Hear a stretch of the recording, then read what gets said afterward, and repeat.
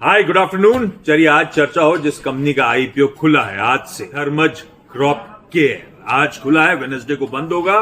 Details बाकी की screen पे चलती रहेंगी। ये कंपनी एग्रोकेमिकल्स की एक कंपनी जो कि उसके मैन्युफैक्चरिंग, डिस्ट्रीब्यूशन और मार्केटिंग का काम करती है। तो कोई insecticide, herbicide, fungicide, plant growth nutrients, ये सब बनाने का, माइक्रो फर्टिलाइजर्स वगैरह बनाने का काम।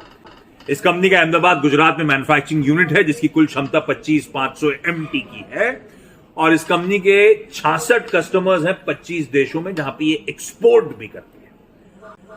कुल मिलाकर आईपीओ के जरिए 251 करोड़ रुपए मोबिलाइज करने की योजना, जिसमें से एक बड़ा हिस्सा ऑलमोस्ट 216 करोड़ रुपए फ्रेश इशुएंस है, यानी कि कंपनी के पास पैसा आएगा। इस पैसे का इस्तेमाल 105 करोड़ रुपए का केपेक्स, 45 करोड़ के वर्किंग कैपिटल और 10 करोड़ रुपए से डेट रिड्यूस करेगी। डेट इक्विटी ऑलरेडी 0.5:1 का है, जो और रिड्यूस होकर 0.1:1 का आ जाएगा। तो बैलेंस शीट रिलेटेड कोई इश्यू नहीं। बचा हुआ 35 करोड़ रुपए ओएफएस है। मौजूदा प्रोमोटर्स स्टेक रिड्यूस करेंगे। 100% है, रिड्यूस होकर 68.5% पे प्रोमोटर्स का स्टेक आ जाएगा सक्सेसफुल आईपीओ के कल्मिनेशन पर।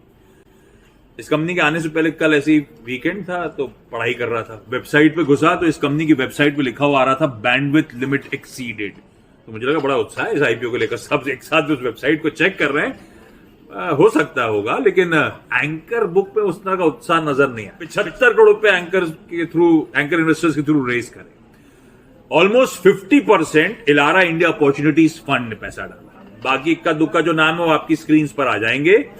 तो ऐसा कोई एक्साइटमेंट नजर नहीं आया एंकर इन्वेस्टर्स में। और इलारा ने ही सारा कुछ पैसा डाला, जो मीनिंगफुल नाम है। एफआईडीआईज में और कोई मीनिंगफुल नाम है नहीं।